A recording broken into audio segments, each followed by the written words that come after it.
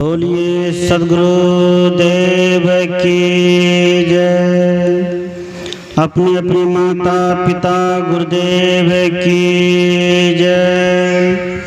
सभी संत महापुरुषों की जय।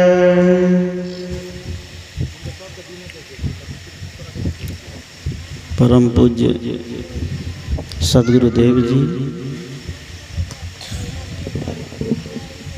मन पर विराजमान आदरणीय पूजनीय संत समाज,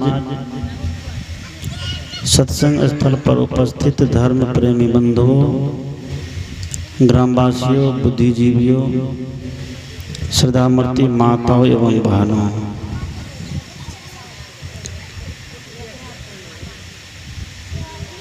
आज हम सबको पता है यह सत्संग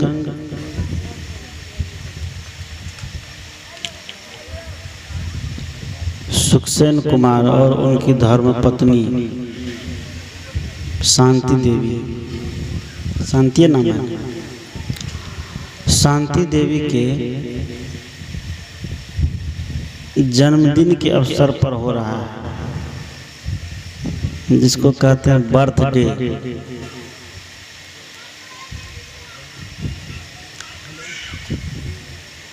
दोनों का जन्म एक ही दिन हुआ है। पति का भी जन्म उस दिन और पत्नी का भी जन्म उस दिन।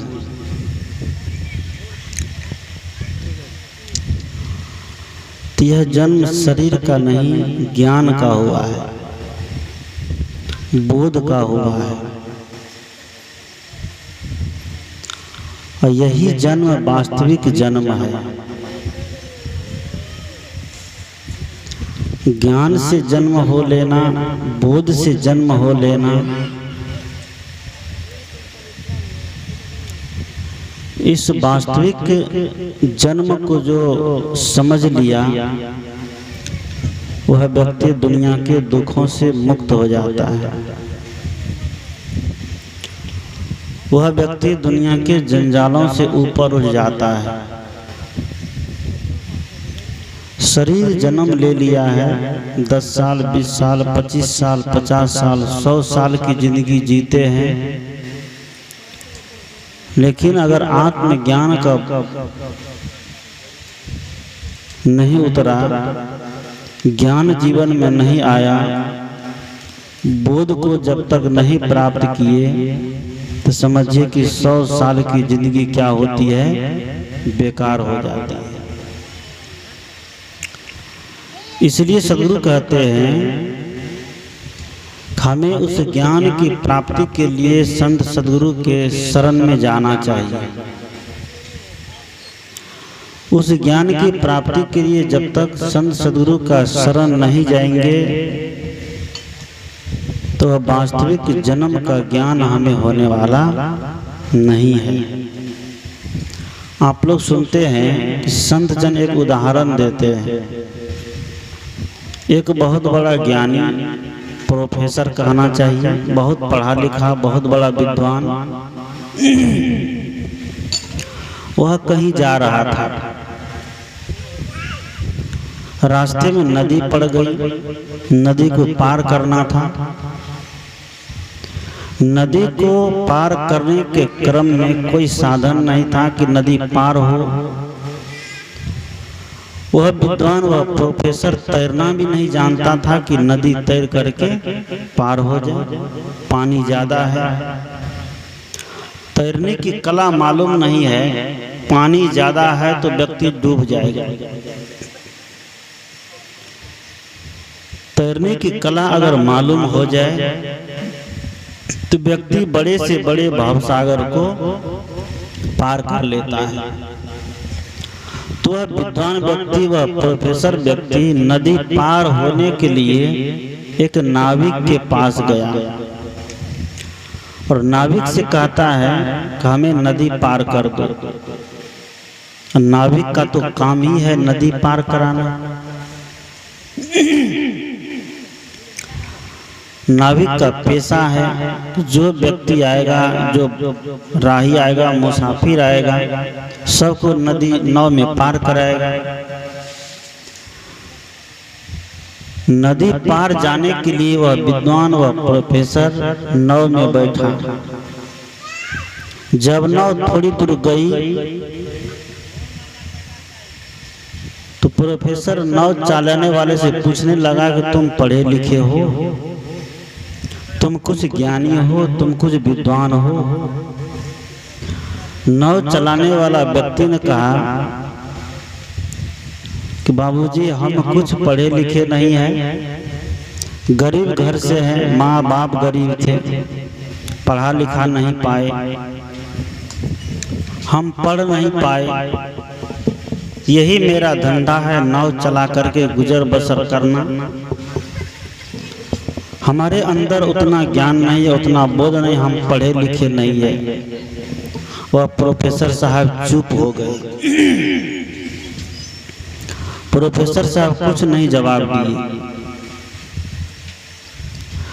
थोड़ी दूर और जाने के बाद प्रोफेसर साहब कहते हैं कि तुम अंग्रेजी बोलना जानते हो।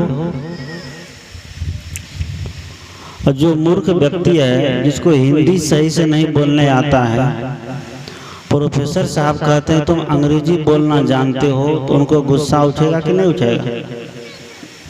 और नाविक ने कहा कि हम तो हिंदी भी नहीं ठीक से बोल पाते हैं, हम देहाती भाषा भी सही से नहीं बोल पाते हैं, और आप अंग्रेजी की बात करते हैं, इंग्लिश की बात करते हैं। हम तो पहले ही बोल दिए कि मैं पढ़ा लिखा नहीं हूँ।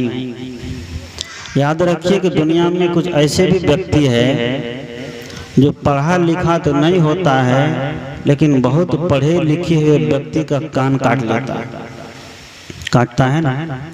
आज बढ़िया पढ़ा लिखा व्यक्ति प्रत्यक्ष देखता है नेत्रों से, आंखों से, और प्रत्यक्ष देख करके वह गलत करता है, सामने देखता है। प्रत्यक्ष पढ़ा लिखा व्यक्ति है, हर चीज देखता है। तंबाकू के पॉकेट पर, शिखर के पॉकेट पर लिखा रहता है कि ये सब खाना स्वास्थ्य के लिए हानिकारक है, ये सब खाने से कैंसर होता है। लेकिन बढ़िया पढ़ा लिखा व्यक्ति पढ़ करके, फाड़ करके हाथ पर डालता है, पुड़िया को फेंक देता है और मसाला को खा जाता है। लेकिन एक व्यक्ति है जो पढ़ा लिखा नहीं है, बिल्कुल सादा सिंपल उसका जीवन है, जिसको कहते हैं काला अक्षर भैंस बराबर। लेकिन उसको आत्मबोध है, आत्मज्ञान है, उसकी समझ ठीक है। उस व्यक्ति को ये संवेदना हो गई है कि इसको खाने से हमारे स्वास्थ्य पर बुरा असर पड़ेगा, हमारा आचरण बिगड़ेगा, समाज में हमारा नाम बदनाम होगा। तो वह व्यक्ति उस चीज को खाना छोड़ देता है, उसका त्याग कर देता है। अब विद्वान कौन हुआ, पढ़ा लिखा व्यक्ति कि मूर्ख व्यक्ति? जो मूर्ख व्यक्ति है, जो कुछ नहीं जानता है, जो बहुत शास्त्र को नहीं जानता है, बहुत ज्ञान उसके पास नहीं है, लेकिन उसको इतना सा समझ है कि इस चीज को खाने से हमारी बदनामी होगी, ये कर्म करने से हमारी हंसाई होगी, ऐसी जगह बैठने से हमारी बुराई होगी, तो वह व्यक्ति उस जगह से बैठना छोड़ देता है, वैसा कर्म छोड़ देता है, वैसा खाना पीना छोड़ देता है। दुनिया का सबसे बड़ा विद्वान व्यक्ति उसको माना जाएगा, दुनिया का सबसे पढ़ा लिखा व्यक्ति उसको माना जाएगा। किताब का बहुत बड़ा ज्ञान हो जाने से व्यक्ति विद्वान नहीं होता। इसलिए कबीर साहब ने कहा कि पोथी पढ़ी पढ़ी जगमुआ। सब लोग बोलिए, पोथी पढ़ी पढ़ी जगमुआ, पंडित भया ना कोई। पंडित मतलब विद्वान, पंडित का मतलब ब्राह्मण नहीं, पंडित का मतलब होता है ज्ञानी। भागवतकार ने कहा, सत्य या असत्य विवेकनी बुद्धि पंडा, यस बुद्धि पंडा सह पंडिता। पंडित किसको कहते हैं, विद्वान किसको कहते हैं, जो सत्य और असत्य को समझता है, जो सही और गलत को समझता है, जो खाद और अखाद को समझता है, जो पेय और अपेय को समझता है, जो कर्म और कुकर्म को समझता है, उसको क्या कहते हैं, विद्वान कहते हैं। उस व्यक्ति को ज्ञानी कहते हैं, उस व्यक्ति को समझदार कहते हैं, जो समझने योग्य चीजों को समझता है, और जो नहीं समझने योग्य चीज है उस चीज से जो दूरी बना लेता है, उस व्यक्ति को क्या कहा जाएगा, विद्वान। और वही सबसे बड़ा पंडित है। सदगुरु कबीर कहते हैं कि शास्त्रों का पंडित होना बहुत बड़ी बात नहीं है। आज देखिए दुनिया में शास्त्रों को पढ़ने वाले की कमी नहीं, रट्टू तोता बन गया, बना है ना। शास्त्र को पढ़ पढ़ के रट्टू तोता बन गया है, सब कुछ को रट लिया है, सब कुछ को पढ़ लिया है, इतना रट्टू तोता बन गया है कि जहाँ भी जाइए तो उनका रामायण गीता महाभारत के श्लोक तो मुंह पर ही रहते हैं, जब चाहिए तब वो सुनाना चालू कर देता है। लेकिन इतना रखने के बावजूद भी उस व्यक्ति का आचरण खराब रहता है, उस व्यक्ति का कर्म खराब रहता है, उस व्यक्ति का रहन सहन खराब रहता है, उस व्यक्ति का बोली बानी खराब रहता है। तो सदगुरु कहते हैं कि हम मनुष्य है, प्रथम हमारा आचरण सुंदर होना चाहिए, हमारा रहन सहन सुंदर होना चाहिए, हमारा कर्म पवित्र होना चाहिए, हमारी बोली और वाणी पवित्र होनी चाहिए, तब हमारी मनुष्यता की पहचान होगी। नहीं तो मनुष्य और पशु में कोई अंतर दुनिया में नहीं रह जाएगा। मनुष्य भी खाते हैं, पीते हैं, कमाते हैं, शादी विवाह करते हैं, बाल बच्चा पैदा करते हैं, उनका भी शादी विवाह करा देते हैं। पशु पक्षी भी खाते पीते हैं, घूमते टहलते हैं, वह भी बाल बच्चे पैदा कर लेते हैं, पाल पोस लेते हैं। अगर इतना ही काम मनुष्य भी कर लिया तो मनुष्य और पशु में दुनिया में कोई अंतर नहीं रहा। इसलिए सदगुरु कहते हैं कि ज्ञानी व्यक्ति वह नहीं है जो बहुत पढ़ा लिखा है, ज्ञानी व्यक्ति वह नहीं है जो बहुत श्लोक बहुत धर्मशास्त्र को पढ़ता है, याद कर लिया है, रट लिया है। ज्ञानी व्यक्ति वह भी नहीं है कि जो बहुत देर तक प्रवचन कर लेता है, बहुत देर तक भाषण कर लेता है। ज्ञानी व्यक्ति वह है जिस व्यक्ति का आचरण सुंदर है, जिस व्यक्ति का रहन सहन पवित्र है, जिस व्यक्ति का कर्म पवित्र है, चाहे वो घर में हो चाहे वो परिवार में हो, गृहस्थ में रहने के बावजूद भी जिस व्यक्ति का कर्म पवित्र है, आचरण पवित्र है, वह व्यक्ति स्वर्ग के अधिकारी है। और जो विरक्त रहने के बावजूद भी जिसका कर्म पवित्र नहीं रहा, रहन सहन पवित्र नहीं रहा, आचरण पवित्र नहीं रहा, तो वह कभी भी स्वर्ग के अधिकारी नहीं हो सकते। तो विद्वान व्यक्ति उस नाव चलाने वाले नाविक से पूछता है कि तुम पढ़े लिखे हो? उसने कहा कि बिल्कुल पढ़े लिखे नहीं है। कहा कि अंग्रेजी जानते हो? का अंग्रेजी जानना तो दूर, हम ठेठी भाषा भी ठीक से नहीं बोल पाते हैं। विद्वान चुप हो गया। थोड़ी देर के बाद और कहता है तुम गणित जानते हो? और नाविक का तो गुस्सा और चढ़ते जा रहा है। हम बार बार मना कर रहे हैं कि हम कुछ नहीं जानते, लेकिन ये बार बार हमको ठोकर देते जा रहा है। विद्वान ने कहा कि तुम भौतिक विज्ञान जानते हो, रसायन विज्ञान जानते हो? नाव चलाने वाला नाविक उनसे उब गया, झल्ला के कहता है हम आपको कई बार कह चुके हैं कि मैं पढ़ा लिखा नहीं हूँ, हम कुछ भी नहीं जानते, बार बार आप हमको टोके जा रहे हैं। दोनों में कुछ झंझट होने लग गया। झंझट होते होते कहते हैं तब तक में तूफान आ गया, बाढ़ आ गई। जब बाढ़ आई तो इतनी जोर से बाढ़ आई कि नाव में पानी घुसने लग गया। नाव में जब पानी घुसने लग गया और नाविक पूछता है उस विद्वान से, प्रोफेसर से, जो अंग्रेजी जानता था, हिंदी जानता था, संस्कृत जानता था, सारी भाषा को जानता था। नाविक उस व्यक्ति से पूछ रहा है कि आप तैरना जानते हैं? और नाव में पानी घुस रहा है तो तैरना पड़ेगा ना, अगर नहीं तैरेंगे तब क्या होगा? डूब जाएंगे। अगर तैरने की कला मालूम नहीं है तो हम क्या हो जाएंगे? डूब जाएंगे। विद्वान व्यक्ति से नाविक ने कहा, विद्वान व्यक्ति से आप तैरना जानते हैं?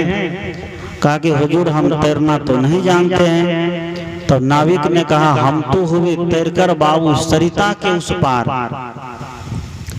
पढ़ा नहीं था, लिखा नहीं था, कोई भाषा नहीं जानता था, रसायन नहीं जानता था, भौतिक नहीं जानता था, मैथमेटिक्स नहीं जानता था, अंग्रेजी नहीं जानता था। तो विद्वान ने कहा कि तुम्हारा आधा जीवन क्या हो गया? बेकार हो गया। विद्वान ने नाविक से कहा कि तुम पढ़ना नहीं जानते हो, पढ़े लिखे नहीं हो, गणित का ज्ञान तुमको नहीं है, अंग्रेजी का ज्ञान तुमको नहीं है, रसायन शास्त्र का ज्ञान नहीं है, भौतिक शास्त्र का ज्ञान नहीं है, समाज शास्त्र का ज्ञान नहीं है, तुम्हारा आधा जीवन क्या हो गया? बेकार हो गया। जब तूफान आने लग गया, नदी में नाव में पानी भरने लग गया, नाविक ने कहा कि बाबूजी आप तैरना जानते हैं? बाबूजी ने कहा हम तैरना तो नहीं जानते हैं। तब विद्वान, तो नाविक ने कहा कि आपका पूरा जीवन बेकार। हम पढ़े नहीं है, हम बहुत भाषा नहीं जानते हैं, हम अंग्रेजी, हिंदी, उर्दू, फारसी, संस्कृत नहीं जानते हैं, तो मेरा तो आधा जीवन ही बेकार हुआ।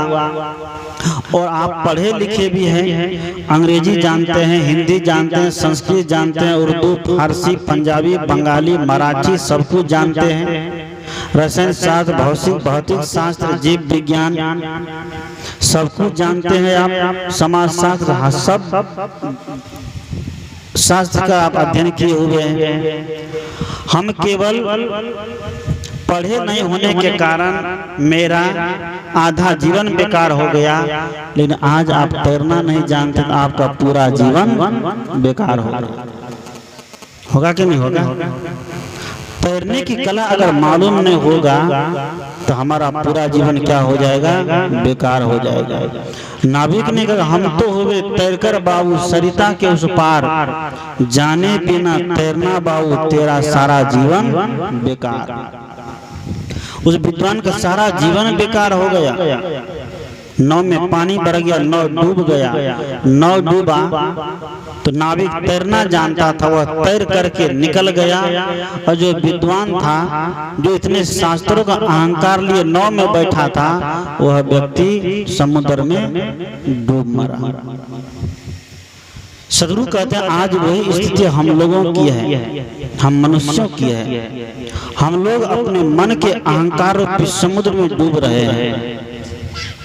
हमारे मन में इतने चीज का अहंकार है, इतने चीज का घमंड है, धनवान होने का घमंड है, रूपवान होने का घमंड है, पदवान होने का घमंड है, बहुत बड़े विद्वान होने का घमंड है। सदगुरु कबीर कहते हैं कि सारे के सारे पद केवल सेवा करने के लिए है, घमंड करने के लिए नहीं है, अहंकार करने के लिए नहीं है।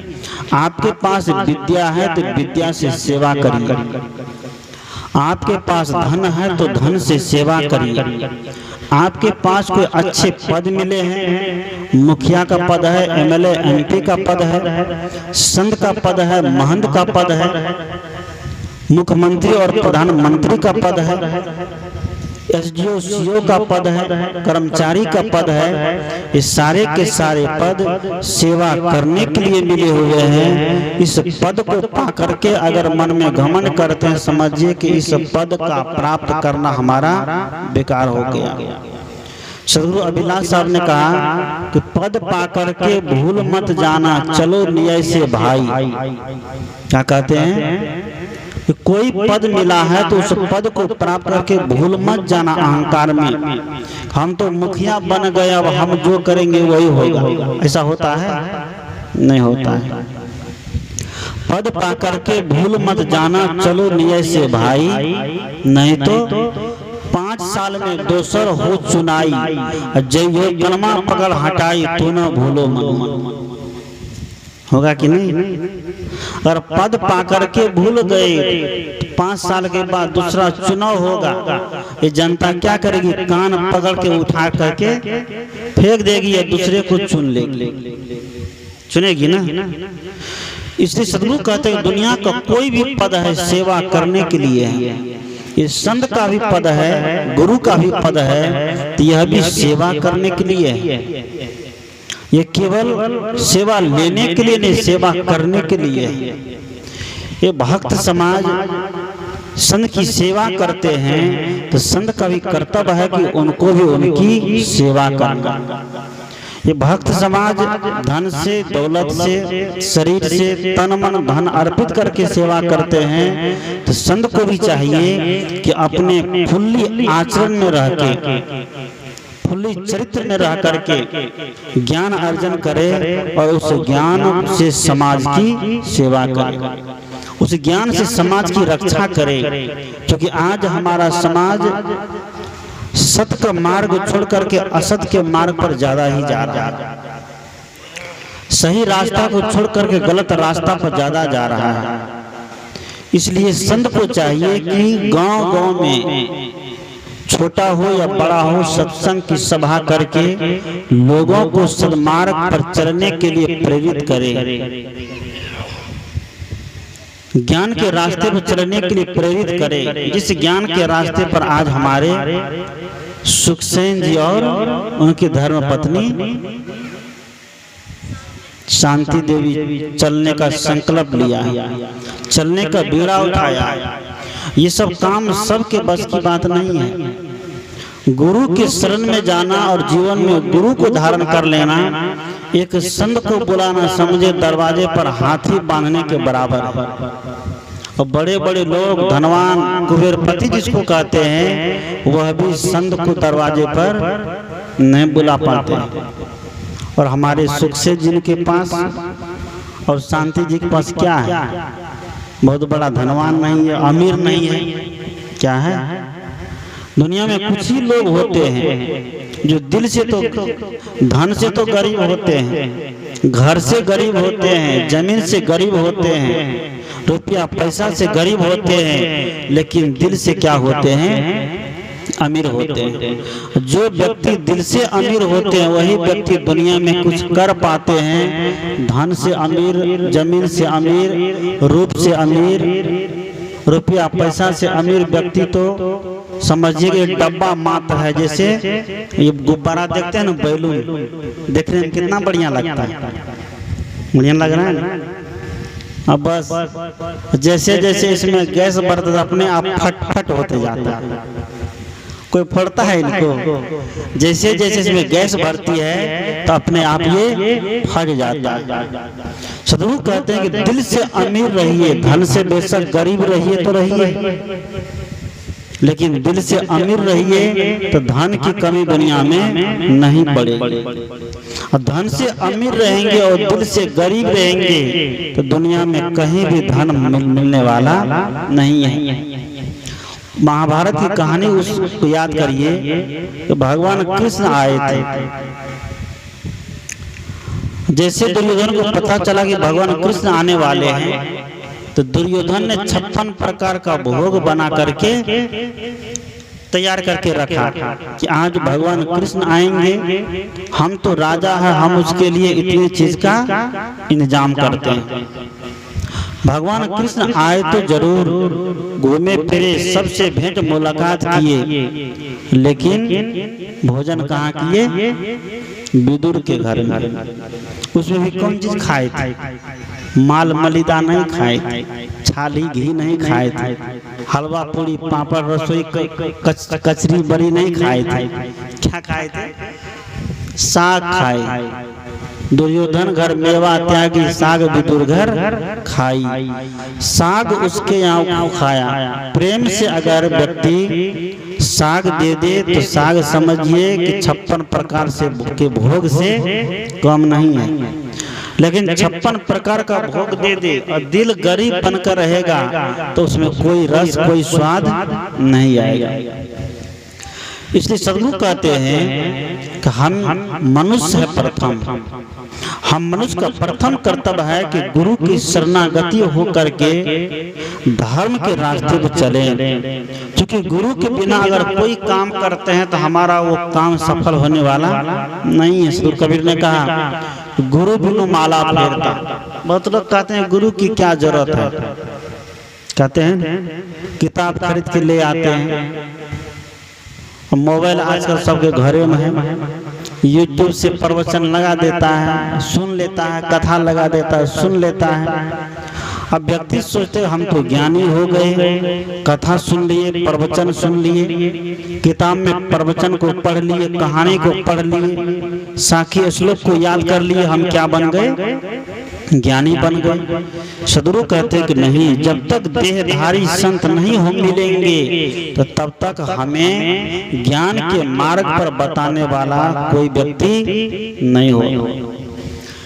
इसलिए जीवित संत चाहिए, देहधारी संत चाहिए। गोस्वामी तुलसीदास ने भी कहा क्या, बंदो गुरु पद कंज कृपा सिंधु नर रूप हरि, महामोह तम पुंज जासु बचन रवि कर निकर।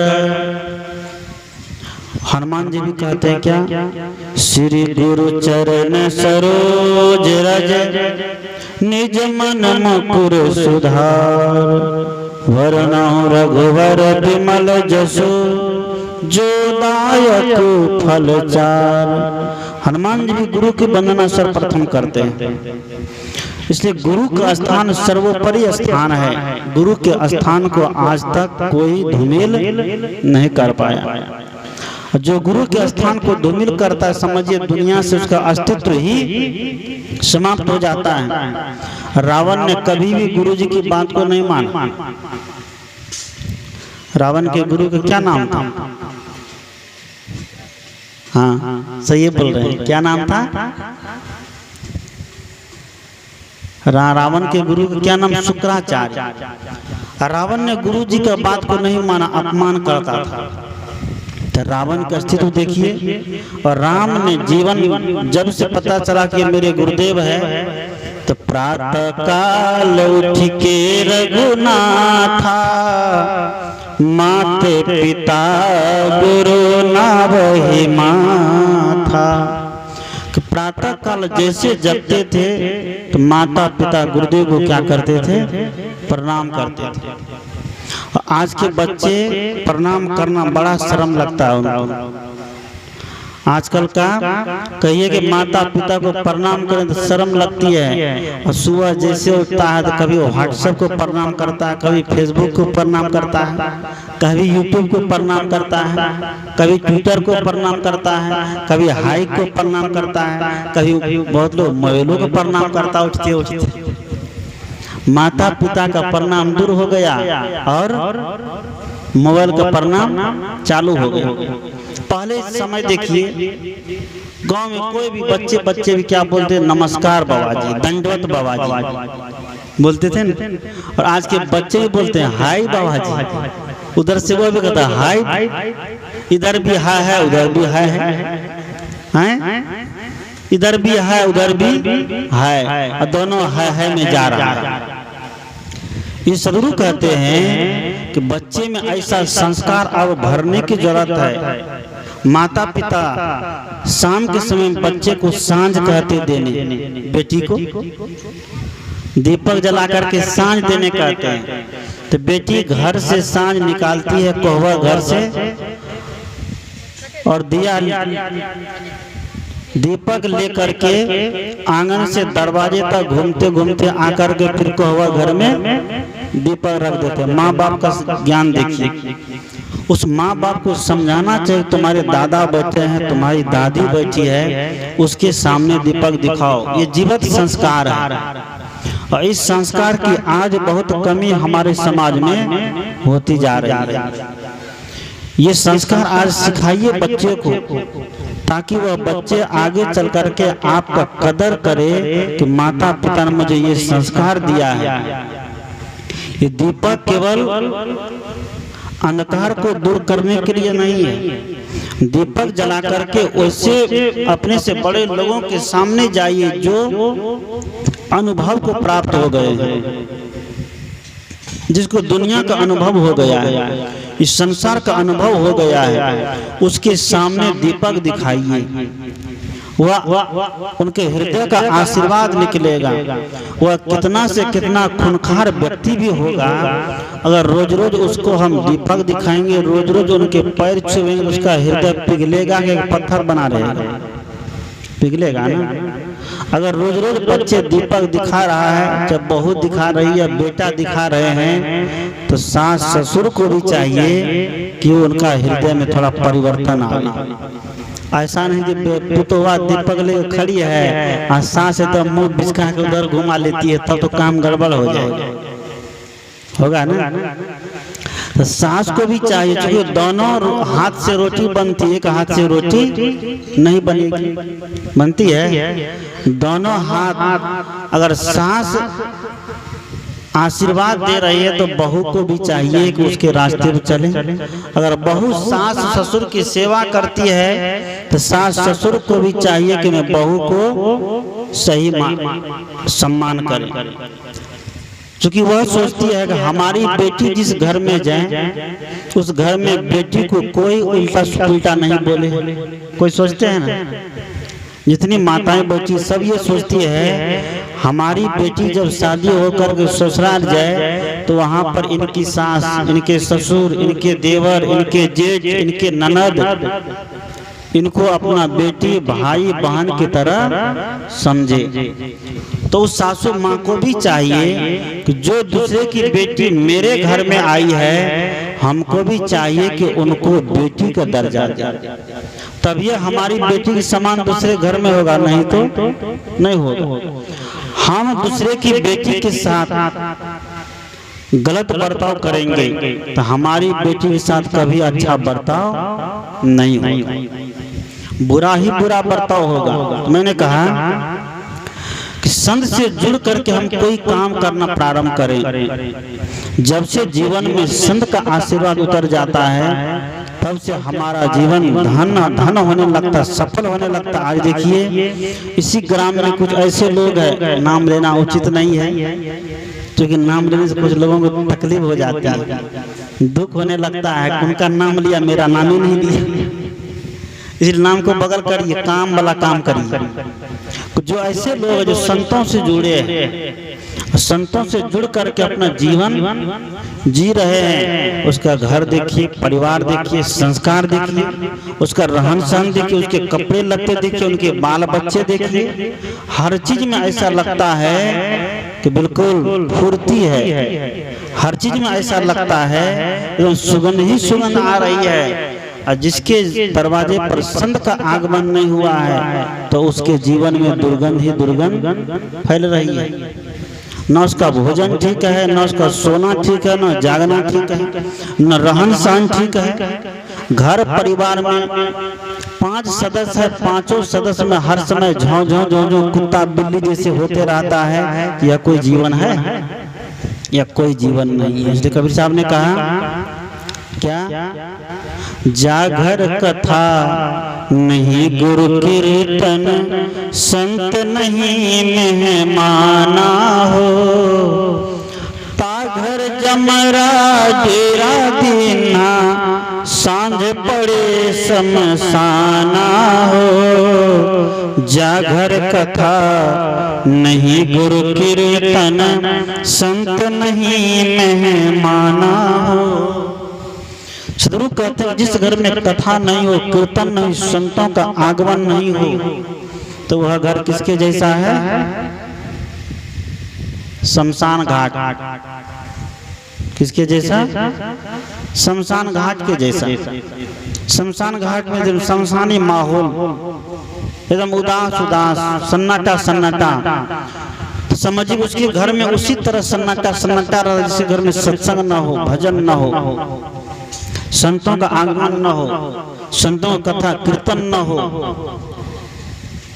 कबीरदेव कहते हैं कि सुधारिए अपने संस्कार को, सुधारिए अपने जीवन के आचरण को और लगिए संतों के शरण में। किताब पढ़ लेने से कोई ज्ञानी नहीं होगा। किताब समझने की चीज है। संतों से जुड़ कर जब उस किताब को पढ़ेंगे, पुस्तक को पढ़ेंगे, तो उसका ज्ञान उतरेगा, तभी उसका ज्ञान का मायने रहेगा। साखी श्लोक को रट लेंगे और समझेंगे, ज्ञान हो जाएगा, उसका अर्थ सही में समझ में नहीं आएगा। इसलिए संतों से जब जुड़ते हैं तो हमें सही से अर्थ बता देते हैं, सदमार्ग बता देते हैं, सही रास्ता बता देते हैं। कहा जाता है एक बार एक व्यक्ति, कहानी आप लोग शायद सुने होंगे, संत लोग उदाहरण देते रहते हैं। आजकल तो यूट्यूब का माहौल है, सब अपना अपना घर में सुनते रहते हैं। तो एक व्यक्ति अपने घर से छोड़ करके बहुत दूर गया, विदेश।